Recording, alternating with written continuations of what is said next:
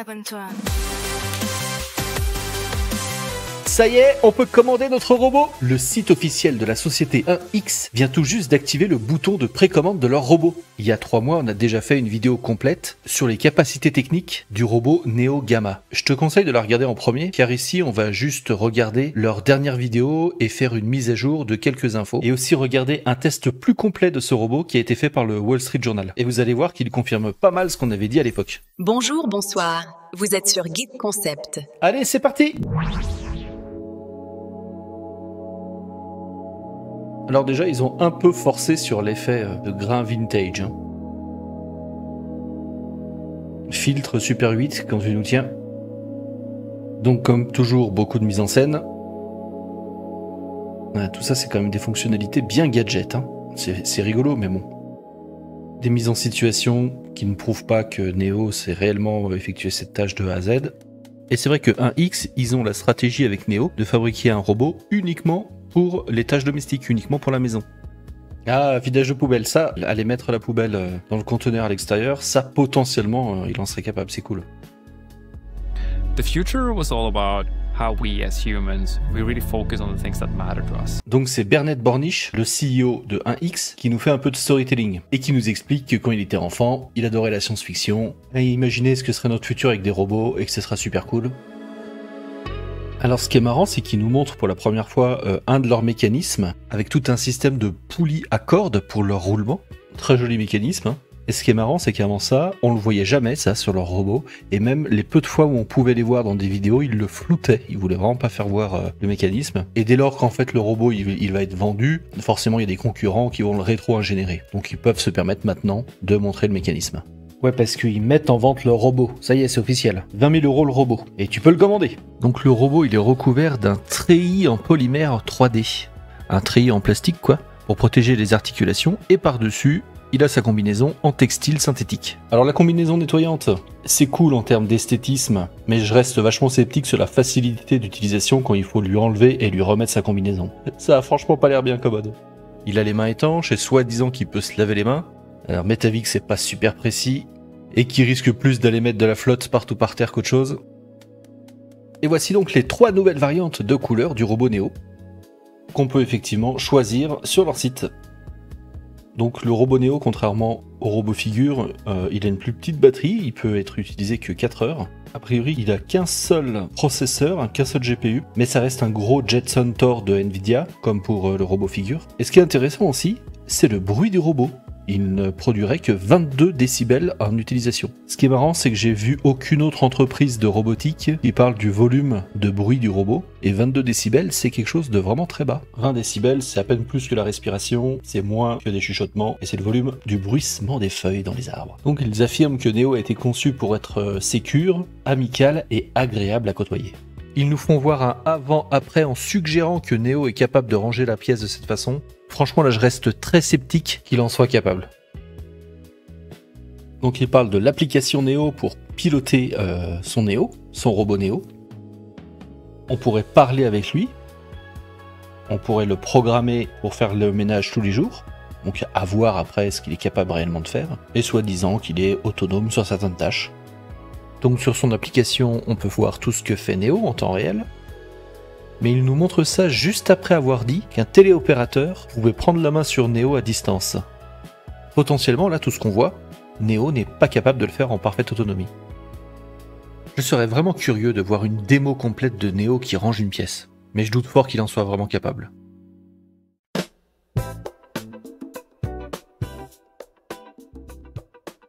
Il peut aller se recharger tout seul, ça c'est super cool.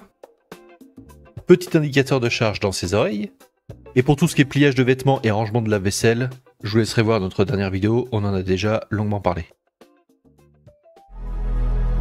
I can't seem to find my glasses. Is this paprika? No, that's cayenne pepper. Also, your glasses are on your shirt. Donc a priori, Neo serait capable de se remémorer de l'emplacement des objets. De la même façon, je demande à voir dans quelle mesure il peut être réellement efficace pour ça.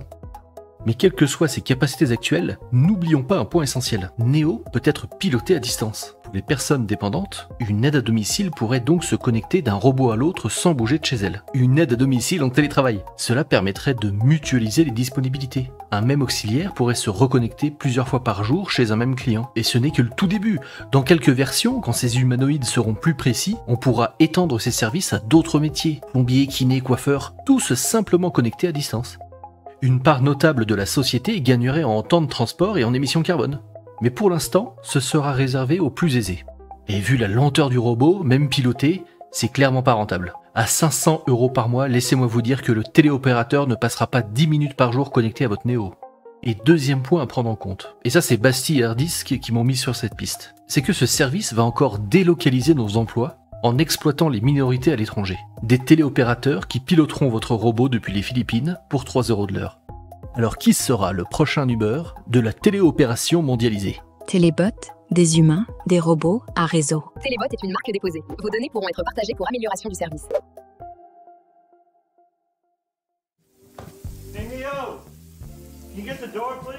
Il nous montre qu'on peut appeler Néo pour qu'il aille ouvrir une porte. Je suis pas certain qu'il sache automatiquement de quelle porte il s'agit. Si la porte est fermée à clé, je suis assez sûr qu'il n'est pas capable aujourd'hui d'ouvrir une porte qui est fermée à clé. Et a priori, on peut l'appeler pour qu'il aille déposer un objet dans une autre pièce. Donc voilà, encore plein de petites démos qui sont à mon avis surtout des mises en scène et qu'il ne sera pas effectivement capable de faire en parfaite autonomie. Je demande à voir, toujours. Le plus fun, vous allez voir, c'est ce que nous dit Bernd. Accrochez-vous, vous n'êtes pas prêts. We're excited to invite you in on this journey. Allez, je vous paraphrase tout ça. Le robot Néo, qu'on peut commander dès aujourd'hui, s'améliorera et deviendra de plus en plus utile avec les futures mises à jour. Néo deviendra entièrement autonome pour nous aider sur toutes nos tâches domestiques. Aujourd'hui, ce ne sera pas parfait et on ne va pas prétendre que ce le sera. There is no experience quite as magical. Mais vivre avec Néo, c'est vraiment une expérience magique. Il nous invite à partager avec lui ce fantastique voyage. On y croit. Et si vous aussi, venez acheter notre robot Néo à 20 000 balles qui marche pas encore super bien. Voilà, tout est dit. Au moins, ils sont honnêtes sur ce point. Bon, vous imaginez bien, j'ai un petit peu paraphrasé, mais franchement, j'ai été très proche de ce qu'il a raconté. Et honnêtement, je doute pas que si ce robot est déjà capable de comprendre ce qu'on lui dit et d'effectuer certaines tâches d'une façon relativement efficace, bah je doute pas que ça soit une expérience un petit peu magique. Mais j'ai quand même fortement l'impression que ça risque d'être plus décevant qu'autre chose. Surtout avec toute leur mise en scène qui nous vendent du rêve, quoi. La déception pour les premiers utilisateurs risque d'être très grande. Voilà pour leur dernière vidéo de présentation. On va faire un petit tour maintenant rapide sur leur site. Donc on l'a vu, on peut choisir les couleurs du robot, on peut le commander à 500 € par mois ou l'acheter à 20 000 $. 500 € par mois, ça fait 20 000 divisé par 500, ça fait 40 mois, donc ça fait 3 ans et quelques mois. Donc c'est sûr que ça peut être intéressant de l'acheter, bien que d'ici 3 ans, il y aura eu certainement beaucoup d'améliorations. Donc si vous comptiez casser votre PEL pour vous acheter votre premier robot domestique, honnêtement je vous conseille peut-être d'attendre les prochaines versions.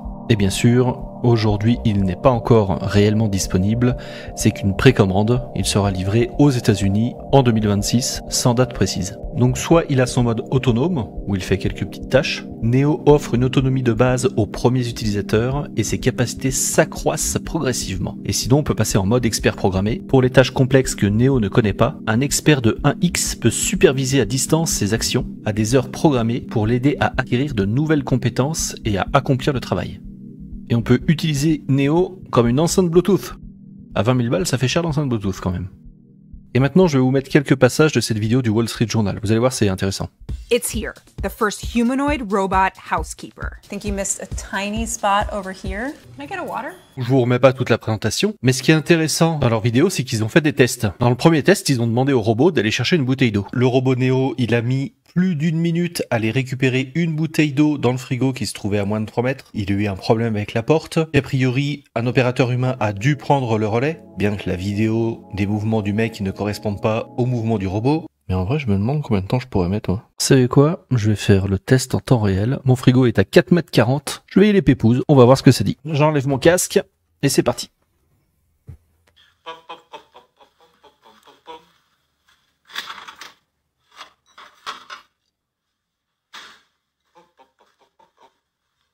Je me rassois, je pose la bouteille, et voilà, 15 secondes. Donc voilà, j'ai mis 4 fois moins de temps, et j'ai pas eu de problème avec la porte du frigo. Bon voilà, tout ça c'est rigolo, mais faut pas oublier que même dès aujourd'hui, ce genre de fonctionnalité pourrait être très utile à des personnes à mobilité réduite. Et c'est vraiment un point important, je pense. You got this, Neo. You got it.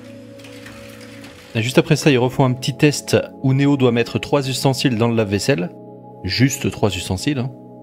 Quasiment 5 minutes pour mettre 2 verres et une fourchette dans le lave-vaisselle.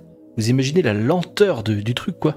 Surtout qu'en plus, la fourchette, elle était posée de manière optimale pour le robot sur les verres. Elle n'était pas au fond de l'évier. 5 minutes pour ça. Mais ça démontre bien ce que je me tue à dire sur ces robots. Ils ne sont absolument pas efficaces aujourd'hui. Sauf pour des tâches simples, hyper spécifiques. And that took 5 minutes. Et la journaliste le dit.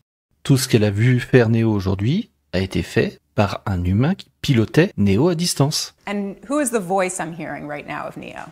I am a remote operator in a different room in the building. And what's your name? Turing. What's your real name? My real name is Turing.